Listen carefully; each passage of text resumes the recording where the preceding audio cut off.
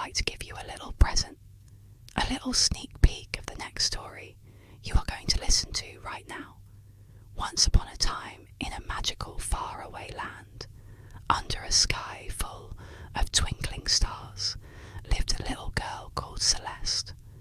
Now, close your eyes and imagine what she might look like. Was she tall or short? What colour hair did she have? And what about her eyes? Did they sparkle like the stars above her?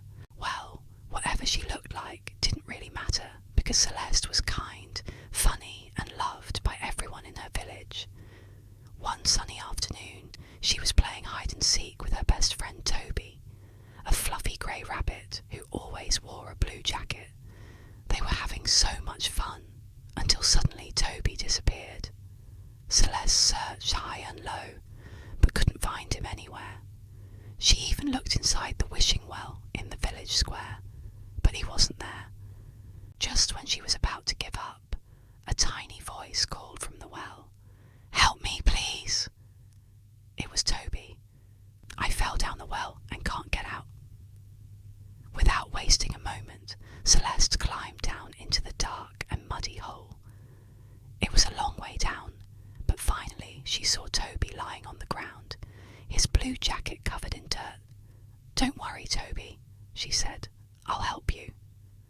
But then she noticed something strange. All around them were thousands of sparkling crystals that glowed in the dark. Some were small and white, while others were big and blue. They looked so beautiful that Celeste couldn't take her eyes off them.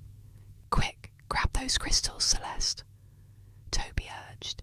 "We could be super rich."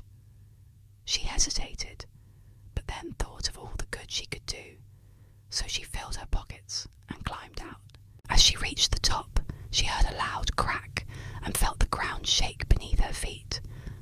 The well had collapsed, covering the entrance with rocks and dirt. "Oh no," cried Celeste.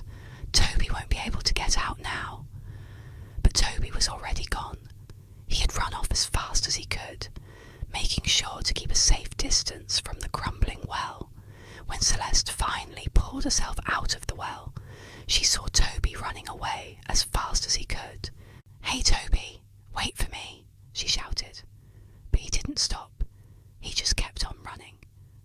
Confused and upset, Celeste decided to take the crystals to the village elder, a wise woman named Agatha, who lived at the end of the wishing tree lane.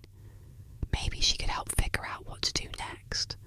So she knocked on the wooden door of Agatha's house and waited for someone to answer. But it was no use.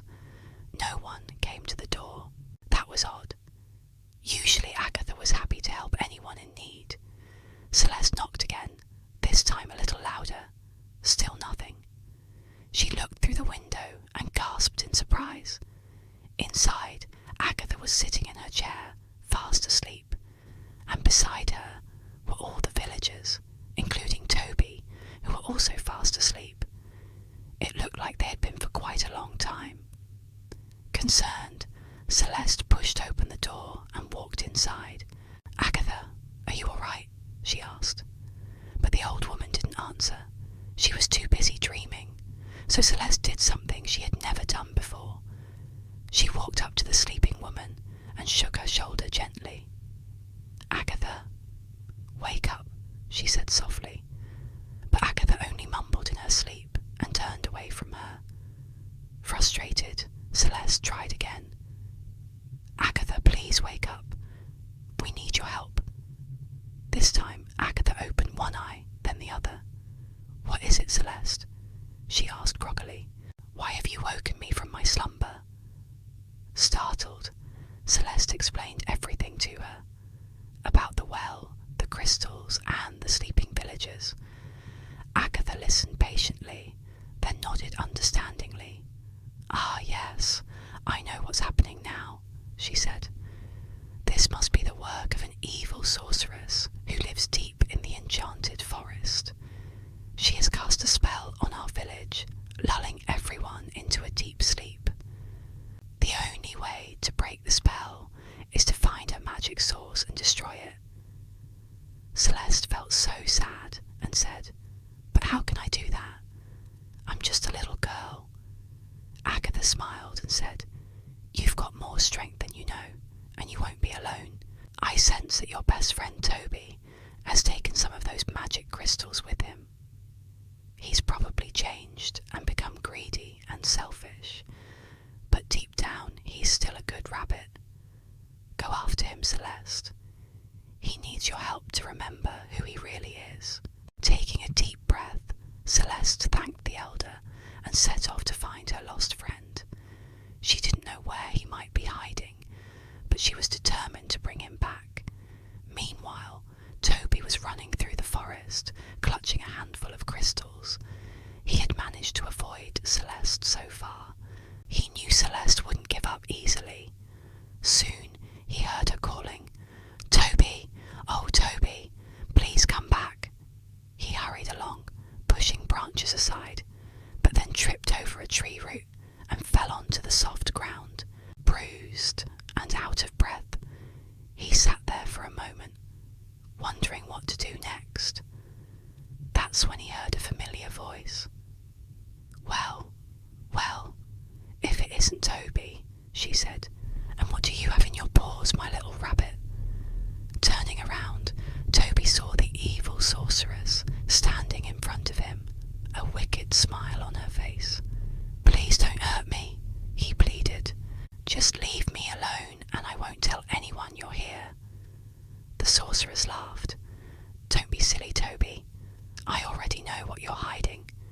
Hand over those crystals and I might consider letting you live." Toby hesitated for a moment, then slowly started to hand over the crystals. As the last one left his paw, he felt a surge of guilt and shame. He knew he had done something wrong, but he was too scared to admit it.